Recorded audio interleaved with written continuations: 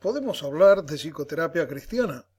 Hola, soy el Dr. Osvaldo Marino y aquí voy a demostrar que sí existe la psicología cristiana con la cual se efectúa excelentemente la psicoterapia cristiana. Pero, para esto debo hacer un pequeño reencuentro de mi propia experiencia al respecto. En los años 70 me convertí a Cristo en la tradición evangélica y mi pastor usó mi entusiasmo de recién convertido para llevarme a predicar a diferentes anexos de la iglesia, y esto solo a 2 meses desde mi bautismo. Bien pronto me dijo que Dios tenía un llamado a mi vida para el ministerio y que debía ir a prepararme al seminario. En aquellos días, para entrar al ministerio, primero había que pasar por el seminario y luego de 3 años de bregar con temas bíblicos y teología, más el griego y el hebreo, alcancé mi máster en divinidades. En 1980 tomé mi primera iglesia como pastor y aquí me di cuenta que me faltaban conocimientos de cómo asistir en las necesidades de las familias en la consejería pastoral. Recordando que en mi tiempo de seminario había tomado un semestre bajo el Dr. J. Adams en Filadelfia, pionero de la consejería bíblica, volví a leer todos sus libros sobre consejería pastoral, pero veía que sus ideas no funcionaban en todos los casos. Esta falta de herramientas me hizo incursionar en la psicología científica, matriculándome en una universidad secular y terminando con un grado en psicología clínica en 1987. Ahora, con el conocimiento bíblico teológico que me permitía conocer profundamente la voluntad de Dios, le podía sumar el conocimiento científico secular de la psicología para así entender el problema humano en profundidad, y así lo hice. Mientras estudiaba las teorías de la personalidad y técnicas de orientación psicológica, sucedió algo muy interesante. En primer lugar, entendí que Dios es quien le ha dado al hombre el permiso de investigar su creación. Y esto para que así se establezcan a través de las diferentes ramas de la ciencia, descubrimientos y postulados que luego serán usados por la humanidad para formular medicina y proveer todo tipo de ayuda a la misma humanidad. Y en segundo lugar, pude descubrir que mucho de lo que los psicólogos habían expresado en sus teorías ya estaba escrito en la Biblia, pero con otras palabras. Por lo tanto, decidí abocarme a estudiar en profundidad esas diferencias, con las teorías humanas por un lado y con la Biblia en el original griego y hebreo por otro. Pasé meses cautivado por las similitudes. Realmente quedé sorprendido de cuánta apoyatura la Biblia le da a las teorías de psicología científica. Con el producto entonces de estos hallazgos terminé escribiendo un libro que llamé Neuasis, que ha sido usado en muchos institutos bíblicos para la materia de consejería pastoral. Ahora bien, después de este pequeño preámbulo, sigamos al tema que nos compete. Podemos hablar de una psicoterapia cristiana. Permítame aquí compartir que existe una gran cantidad de queridos hermanos pastores que solo escuchando la palabra psicología ya ven al diablo detrás de eso. Hermanos que dicen que la psicología lo que hace es quitarle la culpa al individuo, pues, de acuerdo a ellos, quienes aconsejan con este encuadre van a disculpar los hechos pecaminosos del sujeto, pues el consejero secular le va a explicar que la culpa fue del padre o de la madre que le formaron así y que por lo tanto él no tiene culpas. Sin embargo, los profesionales que yo he conocido le hacen ver al sujeto su propia responsabilidad en su conducta, pues después de todo, la moral del bien y del mal es igual tanto para creyentes como para no creyentes. Este intenso temor de nuestros hermanos pastores sobre que la psicología es del diablo tiene un lugar muy claro de dónde proviene, y esto es importante entenderlo. Resulta que en los años 40 y 50, cuando la psicología se comenzó a hacer popular en Estados Unidos, muchos de los pastores de las iglesias tradicionales americanas, cuando veían que no podían dar una solución a la problemática de sus miembros, comenzaron a enviarlos a los psicólogos.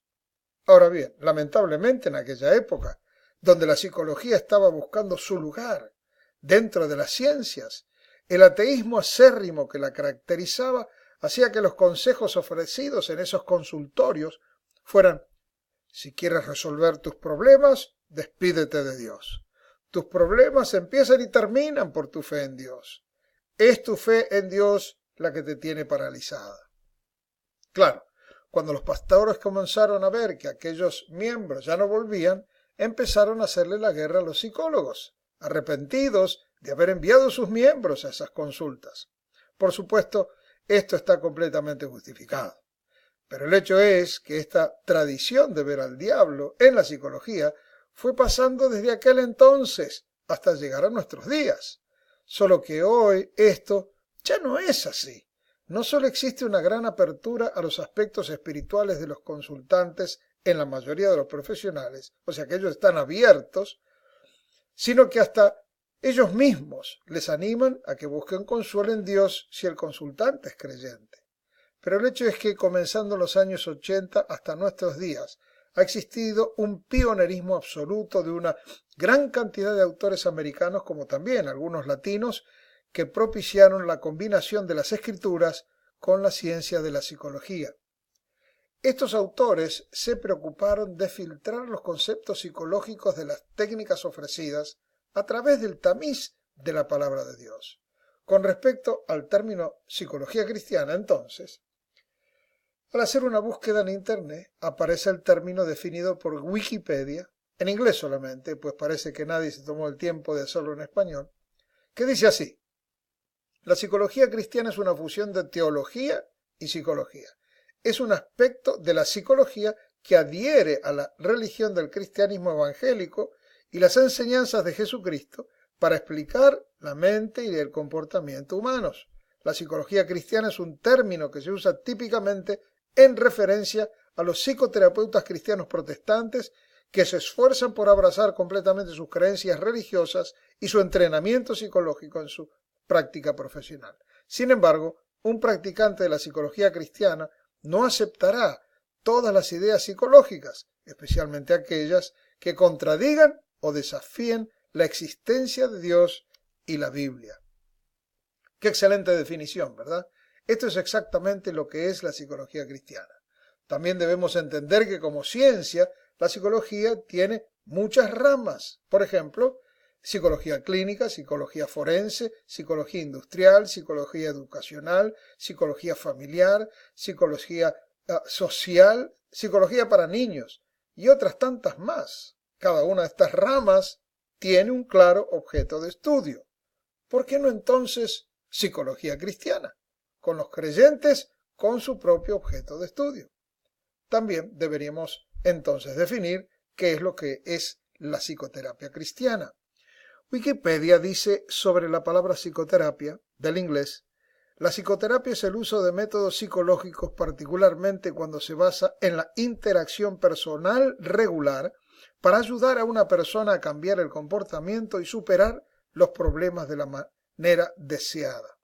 Por lo tanto, aquella persona que haya estudiado las técnicas psicoterapéuticas apropiadas y posea capacitación importante en Biblia y teología, o haya sido capacitado directamente en psicología cristiana, puede autodenominarse psicoterapeuta cristiano.